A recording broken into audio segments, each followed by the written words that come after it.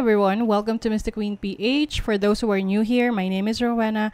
I'm an intuitive tarot reader here on YouTube for more than 2 years now. Ever wonder what's coming to you this coming Burr months, September, October, November, and December? Well, I've got you covered. We will see what's coming to you in the next 4 months before 2023 ends. Since this is a general reading, it may not resonate with you completely, but if you're looking for a private reading personalized to your unique situation, I highly recommend my sponsor, Keen. Keen connects you with gifted psychics, tarot readers, and astrologers. All you have to do is to create an account and you'll be able to choose from the hundreds of readers who are online right now. These readers each have unique specialties designed to provide a deeper understanding of your situation.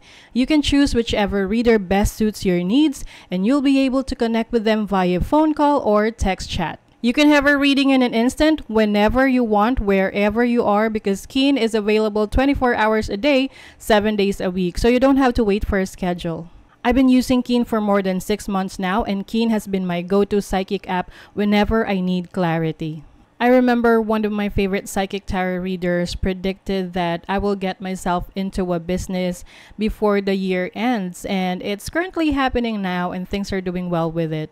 That's why it's still best to get a personal psychic reading because it is directed only to your energies.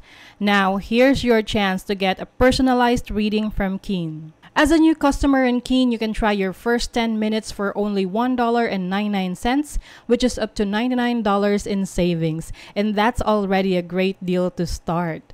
Just go to trykeen.com/QOP or click the link in my description to save big on your first reading. You can also scan this QR code so you can easily access the website.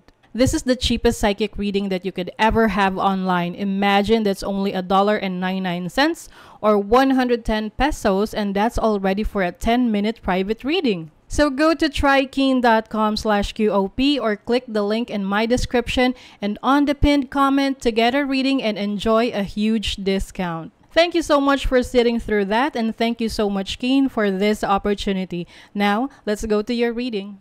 Okay, Aquarius, let's see what's coming to you ngayong Burr months, 2023, September, October, November, December. Ayan. So, this is a general reading. Maaari kayong makarelate, maaring hindi. Just take what resonates. Panoorin nyo rin yung Sun, Moon, Rising, and Venus signs ninyo. Para sa iba pang mensahe, meron tayong video na nagpapaliwanag tungkol doon. Link on the description. And thank you so much sa lahat ng sumusuporta dito sa ating channel. Just a reminder, Aquarius, that you have the power to create your own reality. So, gamitin nyo lamang ang reading na to bilang gabay. Okay, let's see, Aquarius. September, snake. October, seashell. November, spider. December, okay. Tree of life. So, transformation, Aquarius. You have the snake. The snake is about healing, transformation. Kasi 'di ba sa medical field, snake yung symbol ng ng health. So, maaring you are going to focus on your health ngayong September. Anything related sa kalusugan mo. Yan yung bibigyan mo ng attention. Maaring magsa-start ka na ng healthy lifestyle, healthy living. Nakain ka na ng mga pagkain na masusustansya or makakabuti para sa'yo. Or gagawa ka na ng mga activities na kung saan mapapabuti yung kalagayan ng iyong kalusugan. You also have the Queen of Wands. Being leader or focusing on your creativity. Oo, kasi alam nyo, kapag hindi tayo healthy, mahirap maging creative, diba? Oo. So, the more na nagbibigay kayo ng attention sa inyong kalusugan, the more na mas marami kayong nagagawa, nakikreate. You have the Seven of Wands. So, you are going to protect yourself. part of your protection is, 'di ba, yung tinatawag na prevention is better than cure. So ngayon pa lang, poprotectionan mo na yung sarili mo, lalo na yung kalusugan mo para hindi na maapektuhan yung productivity mo. So, let's see. Pagdating naman ng October, so you have the seashell. This is about spiritual growth. Mas lalong lalakas yung iyong intuition, yung iyong connection to the divine, connection to your higher self. So, maaring mas lalo kang mag-evolve, no? Yung mga gifts mo, no? Some of you are into spirituality. You may be a tarot reader or astrologer, or maaring nasa medical field ka. You're a healer. Healer in different forms. Ayan. So, you are going to evolve into someone na much better sa version mo before, no? So, lalo na kung magfo-focus ka sa kalusugan mo, especially sa physical health. You have the King of Cups. So, yeah, very intuitive to, charismatic. So, this may be someone na malapit rin sa'yo, na tutulong sa'yo, or katuwang mo sa buhay, a water sign, Cancer, Scorpio, or Pisces.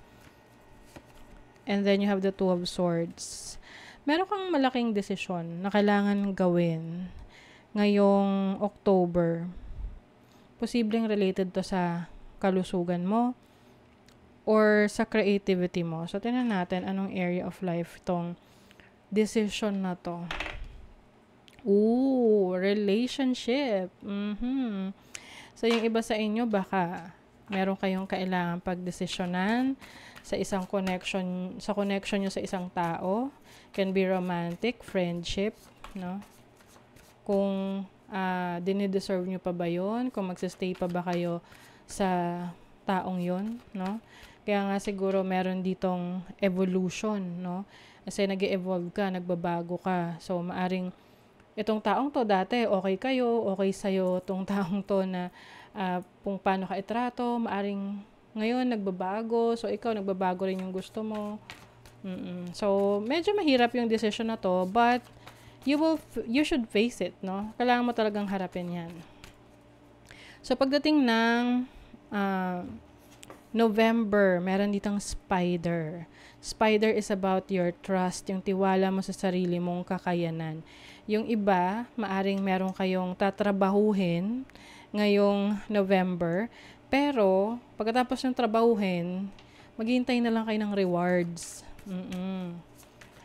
Kumbaga, yung iba may magkakaroon kayo ng passive income na, let's say, nagpatayo ka ng bahay, ng paupahan. Syempre, effortan mo yon, no? Tapos, pag ayos na, o di pa kuya-kuya-kuy ka na lang. Kasi naghihintay ka na lang ng, renta. O, Emperor, yung iba may business. You are going to be in control of your finances ngayong November. This is bringing order, structure, stability in your life. You have the 5 of Wands. Meron pa rin i-challenge ka, no? Sa career mo, sa business mo, or sa pamamalakad mo, lalo na kung ikaw ay leader sa isang grupo or sa isang company. Pero, ikaw pa rin yung mananaig dyan, yung power mo. Okay? Pagdating ng December, meron ditang Tree of Life. Tree of Life is about blessings, support, ayan. And I think merong mag-grow. Something great is going to grow from a thing na sisimulan mo. So, maaring literal, meron kang itatanim na, or may tinanim ka ng mga puno, no, halaman noon, mga nakaraan. Tapos, harvest time mo ng December. And this is also about growth. So, maaring mas mag-grow yung iyong career, yung iyong business, or ikaw mismo sa maaring spiritual growth din to. You have the sun, may energy rito. This is clarity, confidence. and the Six of Wands. Wow, meron kang success. So, some of you, maaring kayo ay meron kayong katungkulan or may popularity rito. Someone here is famous or maaring magiging famous pa lang pagdating ng December. You will be the center of attention and yan yung magbibigay sa'yo ng success. Marami ring admirers. Sagittarius energy, this is expansion. You are expanding your knowledge, your skills, your talents. Maaari ring travel opportunities for you. Yes, you are going to shine, Aquarius, ngayong Burr months. So, maaring you will tap into your creative skills and talents. Okay? So, that is your reading, Aquarius. Kung nagustuhan nyo to, naka-resonate kayo, mag-comment kayo dyan. Like, share, subscribe para lagi kayong updated sa ating mga readings. Thank you so much, Aquarius. See you again.